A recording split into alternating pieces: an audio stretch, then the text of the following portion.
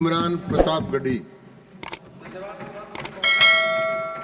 6 minute आपके पास।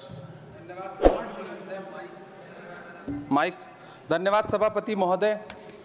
भूख के एहसास को शेरो सुखन तक ले चलो, या गजल को मुफलिसों की अंजुमन तक ले चलो। मुझको नज़्मो ज़ब्त की तालीम देना बाद में, पहले अपनी रहबरी को आचरण तक ले चलो।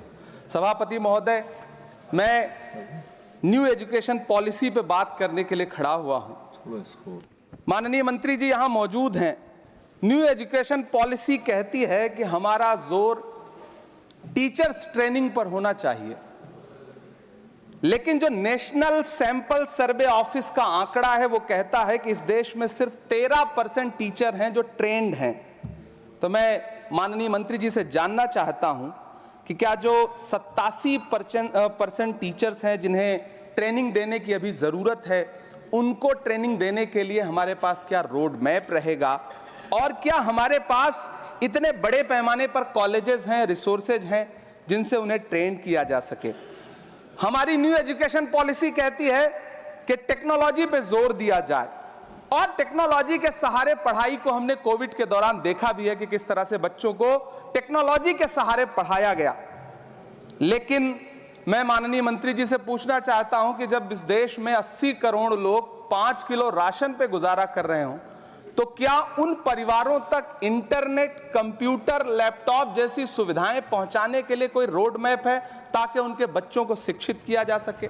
मैं एक बहुत महत्वपूर्ण बात और सभापति महोदय यहां कहना चाहता हूं कि माइनॉरिटी कम्युनिटी से जुड़ा हुआ जो मदरसा एजुकेशन का पैटर्न है, उस पे बहुत गंभीरता से माननीय मंत्री जी से पूछना चाहता हूं कि जो न्यू एजुकेशन पॉलिसी है, कुछ मदरसे ऐसे हैं जिनको सरकार रिकॉग्नाइज करती है, लेकिन कुछ बड़े शिक्षण संस्थान हैं, नदवा और देवबंद जैसे, क्या न्यू एजुकेशन पॉलिसी के कॉन्टेस्ट में आपने इन बड़े संस्थानों से डायलॉग करने का कोई मानक या कोई बातचीत शुरू करने का प्लान बनाया है या नहीं, ये मैं पूछना चाहता हूं। और एक बहुत महत्वपूर्ण बात मंत्री जी से मैं पूछना चाहता हूं कि बहुत सारे माइनॉरिटी इंस्टीट्यूट थे जहां पर स्कॉलरशिप का प्रावधान था, लेकिन आपने मौलाना आजाद नेशनल फेलोशिप को एक झटके में बंद कर दिया। हजारों लाखों छात्र जो उस स्कॉलरशिप के भरोसे अपनी शिक्षा ग्रहण कर रहे थे। एक तरफ प्रधानमंत्री जी कहते हैं सबका साथ सबका विकास, एक हाथ में कंप्यूटर एक हाथ में कुरान, लेकिन जब स्कॉलरशिप आप बंद कर देते हैं तो गरीब तबके से आने वाला अल्पसंख्यक समुदाय के जो बच्चे हैं, उनकी शिक्षा व्यवस्था को लेकर के, उनकी शिक्षा को आगे बढ़ाने को लेकर के आपके पास क्या प्लान है?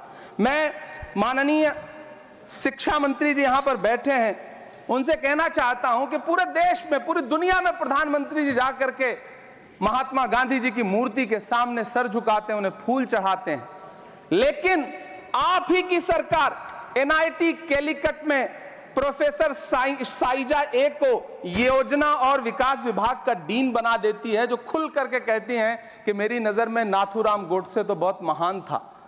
तो आपकी नई एजुकेशन पॉलिसी ये है, इस दिशा में जा रही है।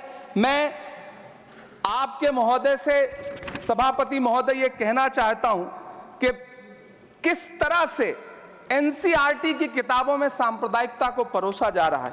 माननीय मंत्री जी, क्या आपके संज्ञान में है कि केंद्रीय हिंदी संस्थान और नीपा जैसे जो संस्थान हैं, उसमें अघोषित तौर पर यह कह दिया गया है कि देवनागरी में लिखते हुए जो नुक्ते लगाए जाते थे, जिनको यह कहा जाता है कि वो उर्दू से आते हैं, उनको अघोषित तौर पर रोक दिया है कि नई छपने वाली किसी भी किताब में नुक्ता नहीं लगाया जाएगा। एनसीईआरटी की किताबें छापने वाले, लिखने वाले कई लोगों से मेरी व्यक्तिगत बात हुई, उनका यह कहना था कि हमें ऊपर से आदेश है, हालांकि ऐसा कोई लिखित आदेश नहीं है। तो मैं आपसे जानना चाहता हूं कि यह नुक्ता हटा करके आप देवनागरी भाषा को मजबूत कर रहे हैं या उसे कर्कश और कमजोर बना रहे हैं? यह मेरा माननीय मंत्री जी से अनुरोध है और यह मैं उनसे जानना चाहता हूं। सभापति महोदय, पीएम श्री विद्यालय को लेकर के बहुत बातें हुई। मैं एक चीज कहना चाहता हूं कि गाजीपुर एक जिला है उत्तर प्रदेश में, वहां वीर अब्दुल हमीद विद्यालय है धामूपुर गांव में। पिछले दिनों पीएम श्री कंपोजिट स्कूल का नाम लेकर के उस स्कूल का नाम बदल दिया गया, उसके सहारे भी सांप्रदायिकता परोसने की कोशिश की गई। जब सोशल मीडिया पे बहुत हंगामा खड़ा हुआ, हम सारे लोगों ने आवाज उठाई, तब फिर से बेसिक शिक्षा अधिकारी ने नाम बदल करके पुनः उसका नाम बीर अब्दुल हमीद, जो परम चक्र विजेता हैं, उनके नाम पे करने का काम किया। ये इस योजना के थ्रू भी सांप्रदायिकता को जो परोसने का काम किया जा रहा है, उसको मंत्री जी के संज्ञान में है यह बात या नहीं, और रोकने के लिए क्या काम करेंगे। एनसीईआरटी की जो किताबें हैं, उनसे हिंदू मुस्लिम एकता के जो चैप्टर हटाए जा रहे हैं। महोदय, एनसीईआरटी की किताबें बच्चों का ज़हन तैयार करती हैं। आप बेसिक तौर पे एक नया इतिहास पढ़ाने के चक्कर में बच्चों को, छोटे बच्चों को जो गुमराह करके उनको एक झूठा इतिहास पढ़ाने का प्रयास कर रहे हैं, आगे चल के दुनिया में वो बच्चे कहां सस्टेन करेंगे। तो मैं माननीय मंत्री जी से कहना चाहता हूं कि शिक्षा और धर्म को एक दूसरे से अलग रहना चाहिए। मैं आज इस विषय पे बात करते हुए एक बहुत महत्वपूर्ण बात और कहना चाहता हूं कि दिल्ली विश्वविद्यालय में पाठ्यक्रम में जो बदलाव किए गए हैं, जिसमें राजनीति विज्ञान के पाठ्यक्रम से भीमराव, रामजी अंबेडकर, मोहनदास करमचंद गांधी, मोहम्मद इकबाल और भारत के संविधान पर आधारित शोध पत्रों को हटाया गया है। दलित लेखक बामा और सुकीरथ राणा को अंग्रेजी पाठ्यक्रम से हटाया गया है। क्या ये चीजें माननीय मंत्री जी के संज्ञान में है? समय बहुत कम है। मैं इस नई एजुकेशन पॉलिसी पर आदरणीय मंत्री जी से और सरकार से इतना कहना चाहता हूं कि आप बदलाव के नाम पर ये जो नई चीजें लेकर के आ रहे हैं, कैंपस में जिस तरह की गुंडागर्दी है, अभी एक माननीय सदस्य ने बोलते हुए जेएनयू का जिस तरह से जिक्र किया कि जेएनयू में इस तरह के नारे लगे, कुछ नकाबपोश लोग आते हैं, नारे लगाते हैं, चले जाते हैं, पुलिस सालों साल गुजरने के बाद उन नकाबपोश लोगों को ढूंढ नहीं पाती है। इतने प्रतिष्ठित शिक्षण संस्थानों को बदनाम करने के लिए जो तरीका सरकार इस्तेमाल कर रही है वो बहुत शर्मनाक है। पिछले दिनों एक महिला भी नकाबपोश, जिसने छात्रावास में लाठी बरसाई थी, डंडे चलाए थे, वो आज तक उसकी पहचान नहीं की जा सकी, दिल्ली पुलिस उसे ढूंढ नहीं सकी। जामिया की लाइब्रेरी में जिस तरह से लाठियां बरसाई गई थी, उनके जख्मों के निशान आज तक नहीं सूखे हैं। अलीगढ़ मुस्लिम विश्वविद्यालय